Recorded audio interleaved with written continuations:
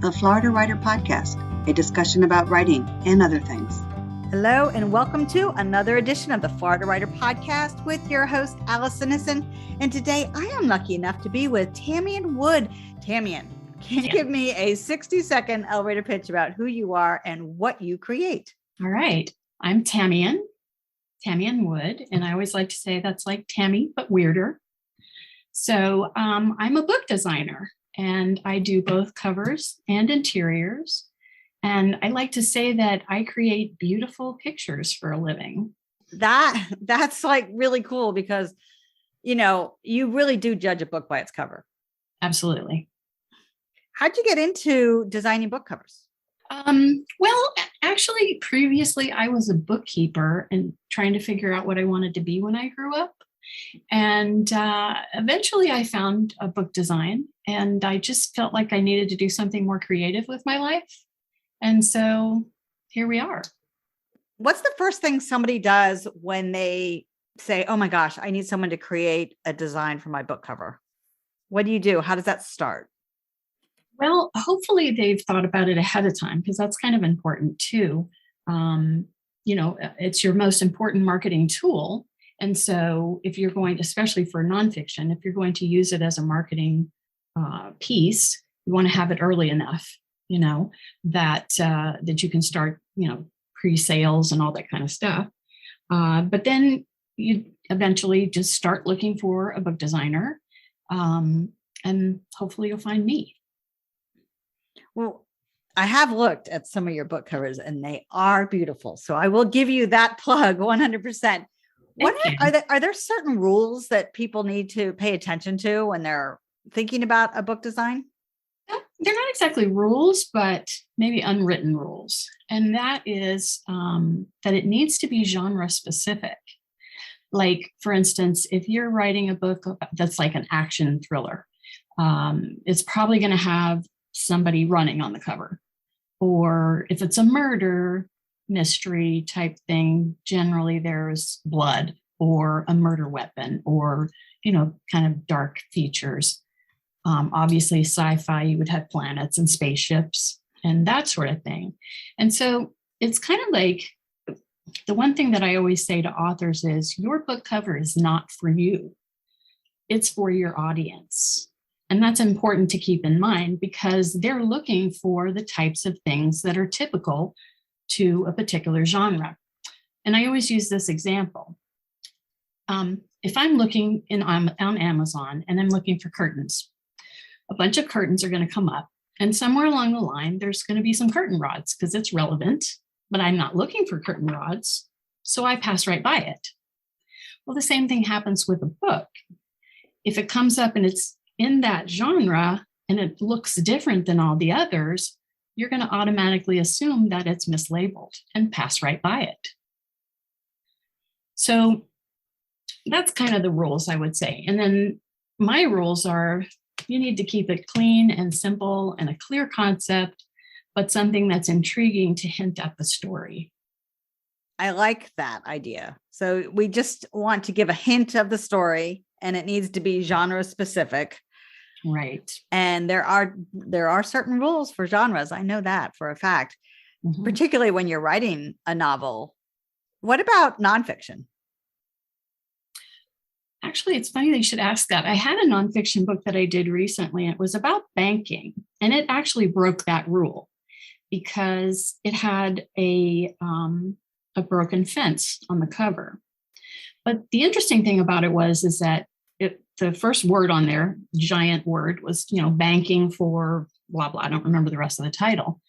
And so I thought, well, that might pop up. You're going to clearly know that it's banking because that's the first word on the cover. And then somebody might look at that and go, what does banking have to do with a broken fence? Well, then I've caught you, and you're going to flip over and find why. Very good point. Very good point.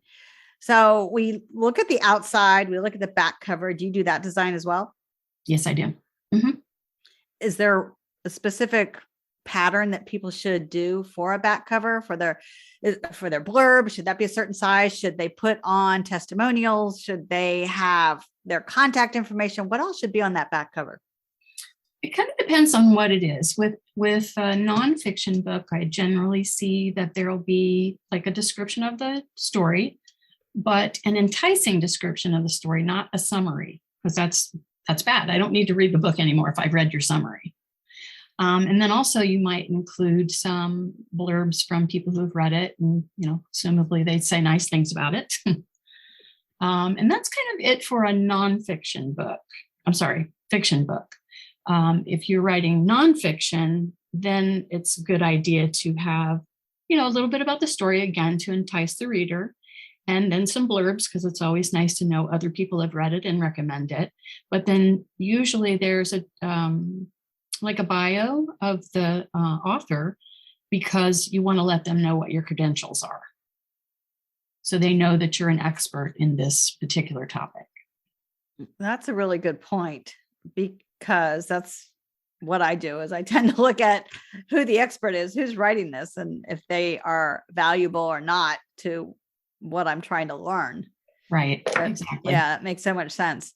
All right. And you also said you do interior design. I do.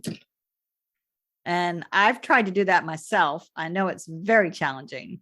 What do you find the hardest part about doing an interior design? I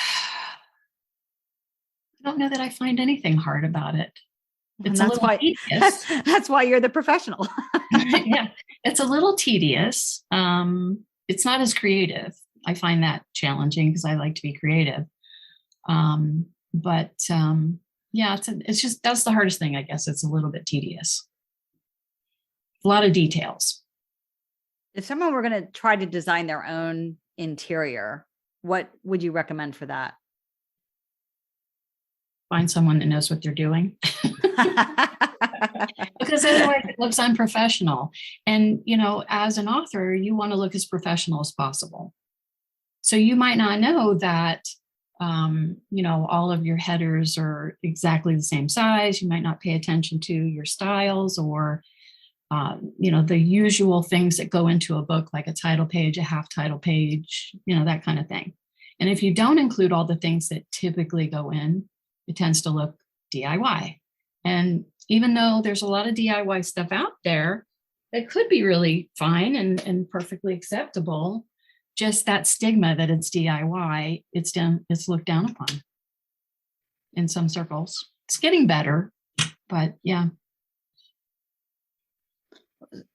And do you read all the books that you design for?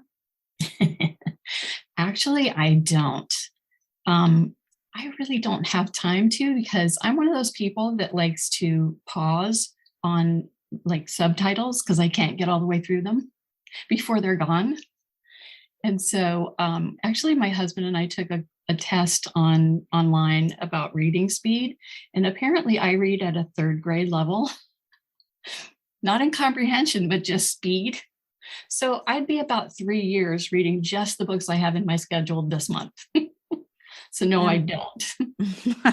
My goodness. But I have on one occasion, a couple of occasions, I've read the whole book. And that was, one of them was a redesign of the cover. And it was supposedly a story about a monster. And there was no monster on the cover, which is why they were having it redone.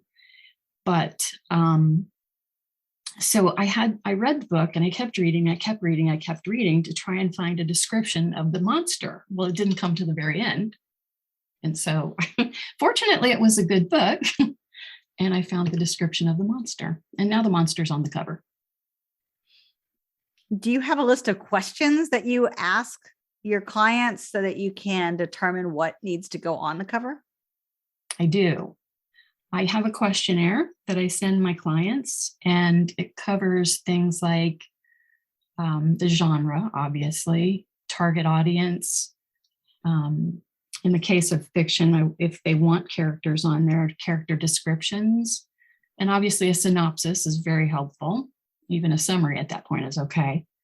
And then it covers boring things like, who's the printer and what's the trim size and a page count and such like. But all of those things, like including like mood, is it a dark fantasy or is it, happy, I don't know, like love story at the beach kind of thing. So yeah, all those things help to decide, what goes on the cover. Do you have a favorite genre you like to work with? Good question.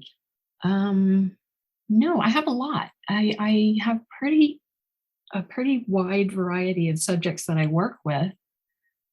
What would be my favorite? Probably fantasy. I do like working with fantasy. I want to ask about book sizes. Mm-hmm.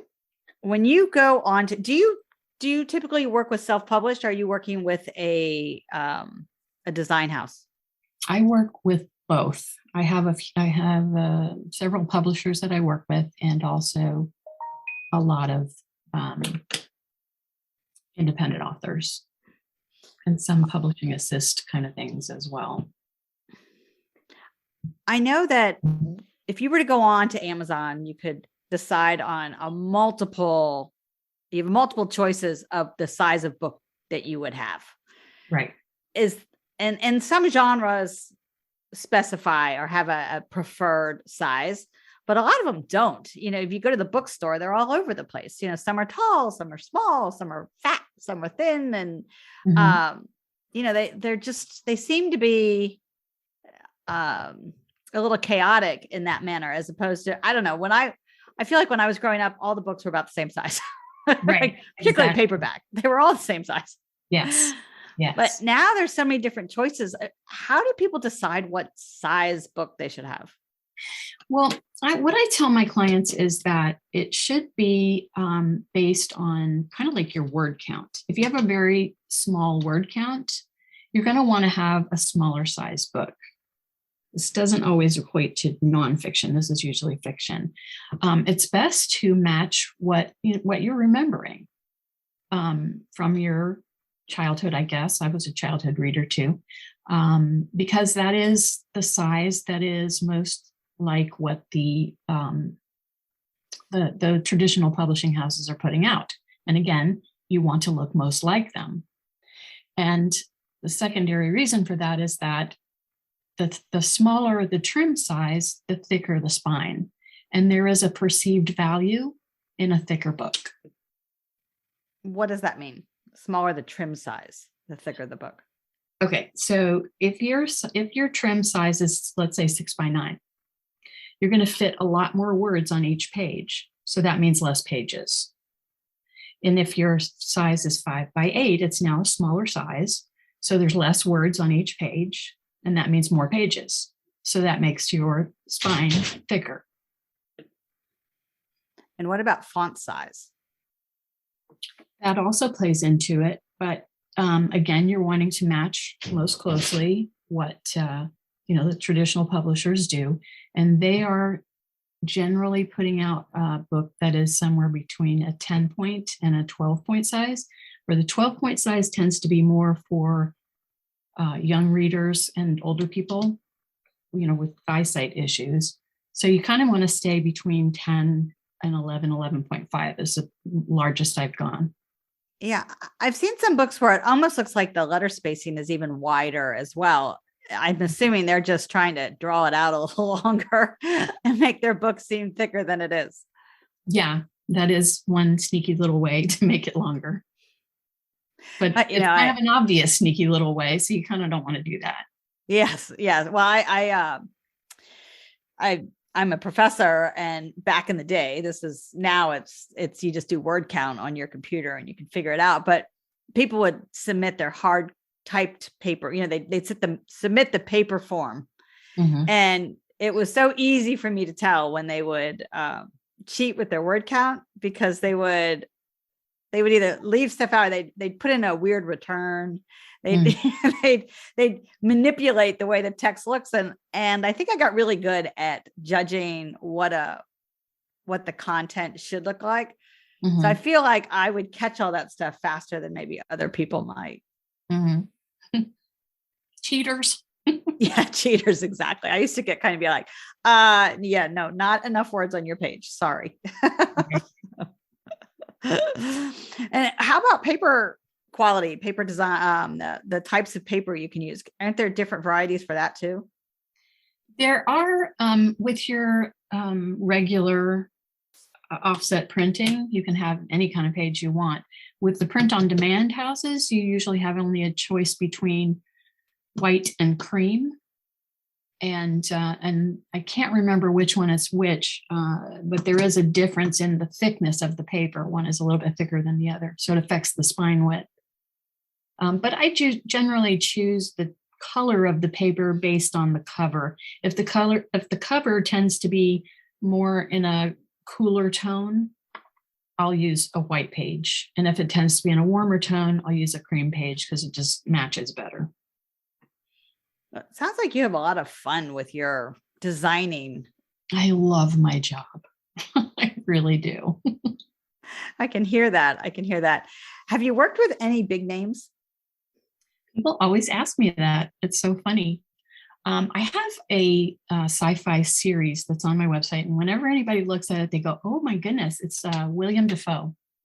Oh my goodness, you worked with that famous actor, William Dafoe? I'm like, no, actually, it's Willem Dafoe is the actor, and this is William Dafoe, and it's a pen name. So, no, not there. But the most famous person I ever worked with was Pope Francis. Wow. The Pope. So, how in the world did that come about? That's pretty exciting. Well, I worked with the publisher, Paulist Press, and I did his encyclical letter, which is about the environment and, recycling, reusing, and that kind of stuff, and the future of our earth and all that stuff. It's called On Care for Our Common Home. And what I did was I have a picture of two little kids with their hands cupped, and they're holding a seedling, if you will. And I thought this was really appropriate because the Pope, I'm not Catholic, but I've heard a lot about this Pope, and he's kind of a modern guy. And so all of the other encyclical letter books that are out, because a lot of people did publish his words, all the other ones are kind of like old paintings and stuff like that. And so this was kind of modern, and I thought, well, he's a modern guy, and so these two little kids holding this seedling is kind of more appropriate, I think, for the message on care for our common home. Tamian, what's the difference between an illustrator and a digital artist? Yeah, a illustrator is basically anything that's hand drawn or hand painted. I mean, they could do it in a software program as well, but you can tell that it's something that's hand created. Do you know what I mean? Yep. Where a person such as myself, I do digital design, and where I take photographs and meld them all together. And I was just looking at a sci-fi cover that I did the other day, and there's like 10 images that make up this cover so that it's unique. Nobody else is going to have this cover. It has like a foreground and the guy that's the main character, and there's a mountain and some, not spaceships, moons and things in the sky. And then there's the sun, and then there's the alien and a mountain. And so all those things put together makes it completely unique, as if it was a drawing, but it's not. And the difference between the two is really that a illustrator, since they do everything by hand, they start with sketches and this and that, they tend to, and in fact, I have a friend that's an illustrator, and he does sculptures that, are his creatures and whatnot, and then photographs them and colorizes them. But the problem with that is that it's very, very time consuming to do it that way. And so, obviously, consequently, it becomes more costly. So a person such as myself, who does a starts with photographs, it's a little bit quicker. So it's a little less expensive. You brought up the point of using different images. Do you use stock photos? How did you, for the book from the Pope, and you said you had two little boys, are those stock images that you purchase? How do you get the images? Yes, I use stock images from several different stock houses, although I use one pretty much exclusively because I have contracts with them.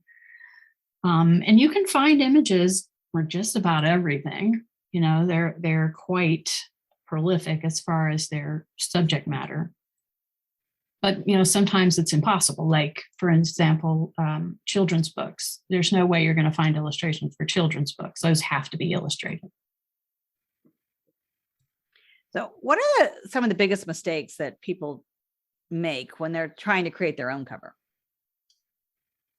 The biggest thing that I see, and this kind of goes back to what I was saying about the sci-fi thing, like I had 10 images in there, but they all work together. They're not 10 separate concepts. But the biggest thing I see usually is that they have too much stuff on their covers. Like I'm looking at one that I did a critique for the other day, and it's a, what am I trying to think of? Civil War kind of book. Clearly there's the guy and the girl kissing and they're in their Civil War little outfits, but it's also got a American flag and the rebel flag, and it's got two pictures of two older guys. I don't even know who they are. It's got some skulls, and it's got a cannon, and it's got some soldiers. It's just a mishmash, and that happens a lot. And so I always tell people, even if your story has angels with burning swords and spinning cats and taco trucks and a tanning salon, you don't need all that stuff there. Keep it simple. All right, though. I would like to see that cover, though, with taco trucks, spinning cats, and a tanning salon. Exactly. That's kind of my fun about that. Tamian, how can people get in touch with you?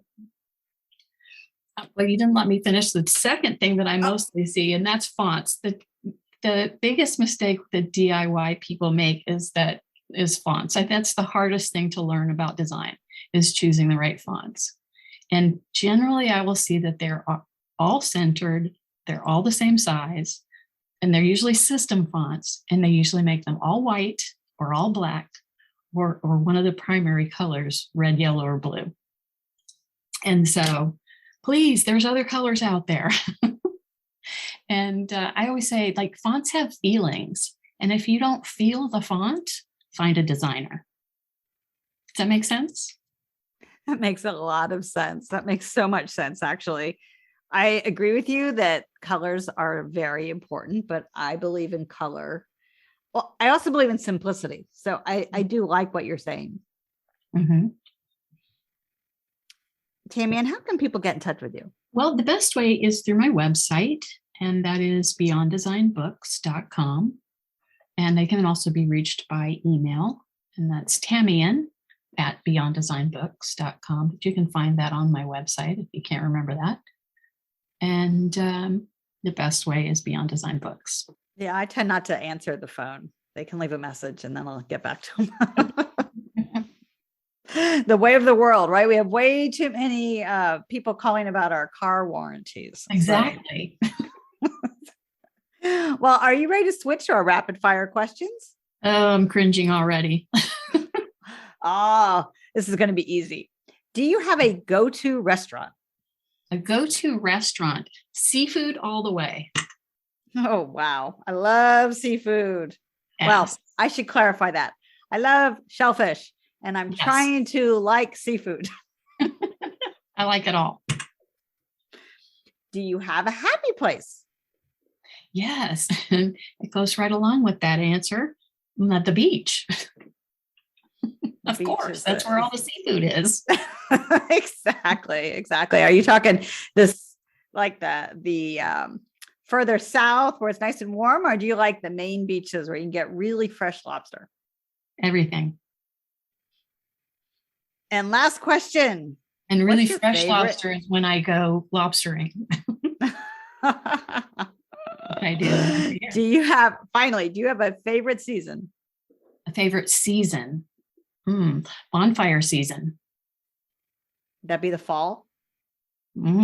Well, I just moved up to North Carolina, and in South Florida where I used to live, we had 2 sweater days of winter. So that was bonfire season, 2 days. Now that I'm up in North Carolina for a bit, the bonfire season is like 6 months almost. Fall,